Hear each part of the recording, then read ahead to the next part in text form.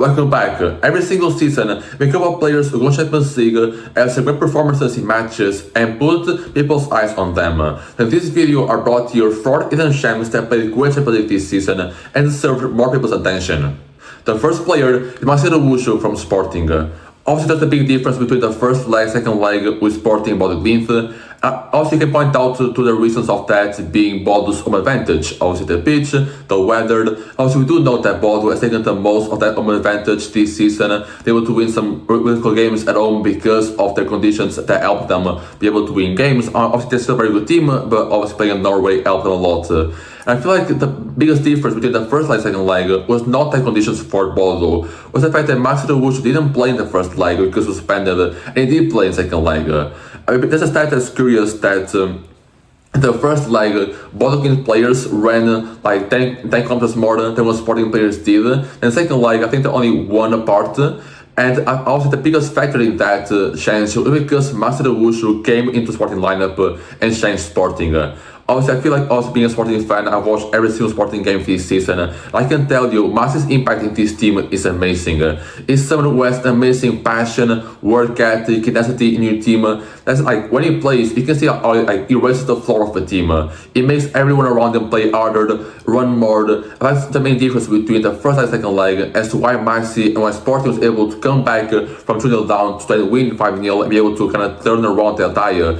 And obviously, I'll put it up in the video. How good Marci's second leg was against Bodo Glimt. He was probably the best player on that game because of how good he was. And he's someone obviously taking apart the more intensity part of his game, or obviously risk level of his team, makes his team run harder. I feel like that's something that every manager loves, and I feel like you kind of want to have a player like that in your team. But looking more at the technical part, you can see how good he is just by watching him. I mean, offensively, he has a very, very refined offensive game. He's someone who can play left back, left winger as well as play a couple of times this season because of injury. He's played left wing back as well, the Marine last season. He's someone who offensively is amazing. He can put a cross in, he can auto width, he can put a missing cross in the box. He's someone who can come inside, be more of an inverted fullback, go into the box and score goals, combine with teammates. He's someone in the final third, he can do whatever you want. And that's our ability. Is someone who can run with the ball on his feet. He can make 1 or 2 combinations to put the ball up front in the pitch. He's someone who also great at that.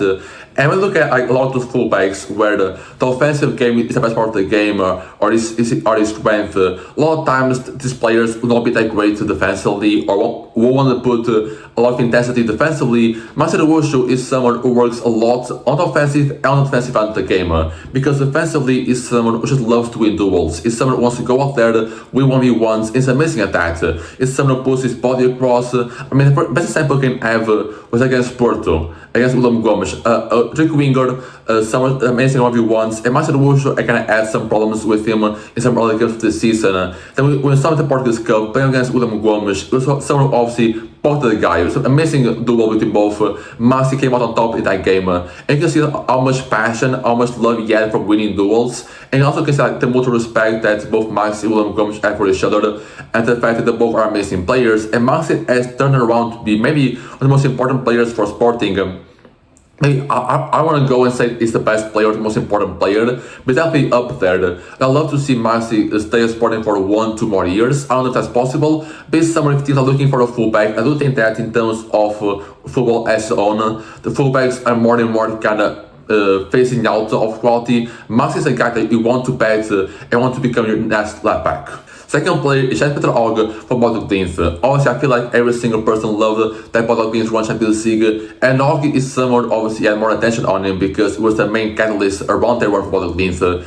Obviously, as a team, they're great. Patrick Berg is also someone that obviously caught my eye. He's been amazing as well for Bodo Glimt. But Hauge offensively has been their best player for Bodo Glimt, and probably the biggest reason as to why they went on to do what they did. 6 goals and 2 assists in Champions League is not something to be obviously spoken of lightly. It's had more contributions than Marcola has, than what Salah, what Luis Diaz has. and it's been truly amazing.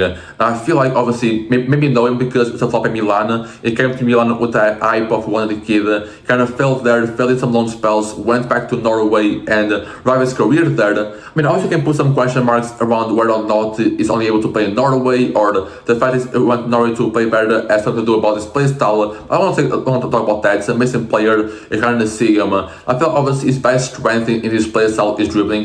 He's an amazing dribbler. And I feel like it's still, even though obviously his best strength is dribbling, he's still a guy who is a blend of everything. He can score, he can create, he can dribble. He's someone I really like those type of players, because not someone. I feel like when I look at a lot of players, I kind of feel like there's a type of players that, or wingers that can only run. Only great can play against a lot of space behind him, or players who are great in doing tight space, but when it comes to scoring in front of the goal, they kind of like the aspect of finishing.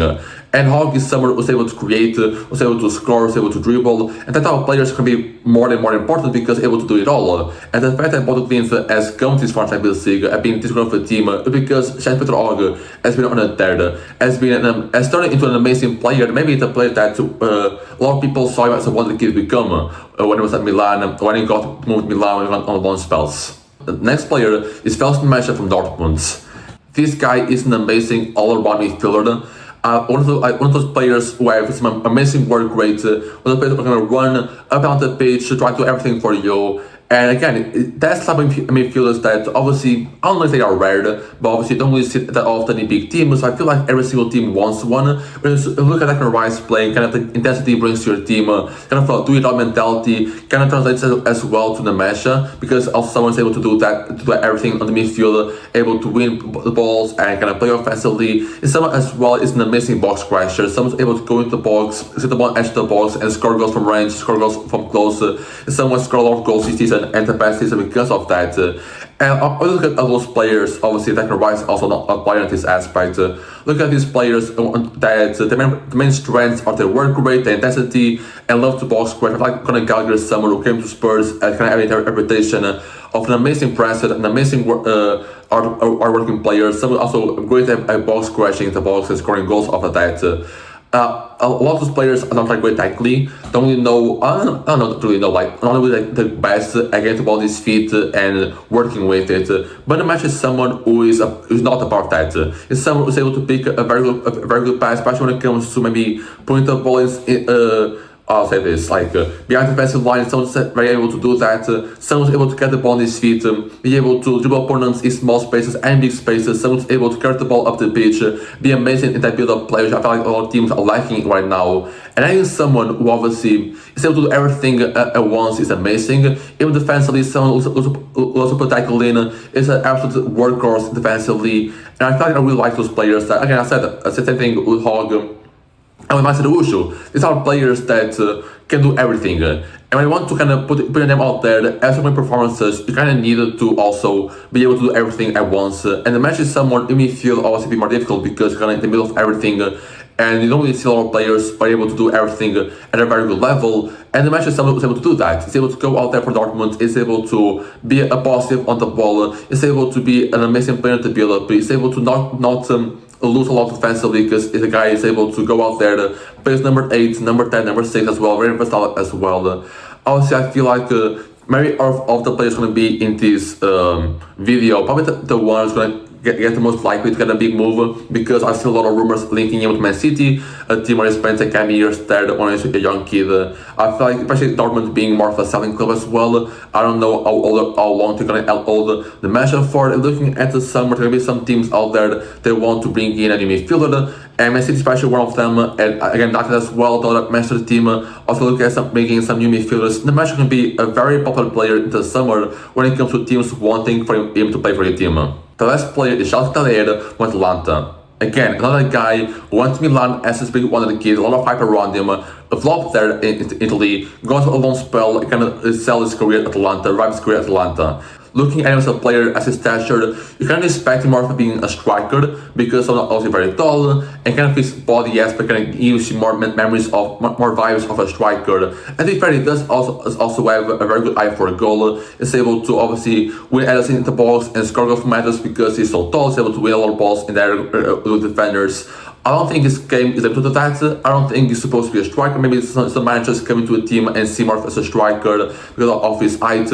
I don't think his technical ability belongs to a striker, right? He's someone who's able to play as a winger and plays there very well. Again, I said, someone who's very complete as a player, is someone who's able to dribble, score, and create. And a lot of those players are able to do everything at once. And obviously, being able to play a striker as well helps a lot in this case. But this is a guy who loves to play more as a right winger, loves to cut inside into the final third. Once take on one or two players, and is very good at being able to do that, taking on defenders in the middle of the pitch. And then for that position, either be able to shoot or create from teammates, also able to do that very well at a very level from both. Is able to score goals from range, is able to do, it's a very good shooting range as well. Is someone able to use left foot to score goals from outside the box. And someone able to create for teammates as well, with crosses, with nice good passes. It's a very IQ player. When you look at a player, obviously is I think like 1.9 meters tall, 1.90 meters tall. Obviously, someone's pretty tall. You kind of expect him to be that good technically. I don't expect him to be that intelligent of a player, but he's someone who has that in his game. He's still able to play a striker. Obviously, the fact he's so tall in the box helps a lot when it comes to side pieces and crosses. He's able to go into the box and try to receive crosses at the back post. I mean, now looking at the football that relies more and more side pieces, and the height advantage, being able to win duels in the air, always been another bonus for the team. And you know that Atalanta has been a team that has helped a lot of players kind of live up to potential, have gotten some failed keys in their mix and kind of put them back to the top of European football, like Lookman, for example. Lookman didn't really kind of flop at Leipzig and English football, went to Atalanta, did his name there, now gone to Madrid as being an amazing player for them this season, or the past 1-2 months he's been there since the winter. And this guy, Charles, can be another example of that. He went to Atalanta, right his career there, and now since he's been in amazing form, he's not been a regular part in Belgium squad, you'll probably see him at the World Cup. It's going to be very interesting to see him, how his situation develops. If this summer we're going to see some more interest comes from him. If some top teams in Europe want to go for a winger who's able to do everything, is obviously very tall as well, kind of more of an outlier, kind of a type of winger you expect. I mean, I'm very interested to see how this young guy's career going to pan out. It's someone obviously has some kind of potential that still can develop into. It's someone who can become a great player. I feel like Atlanta sees that and they know he'll reach that.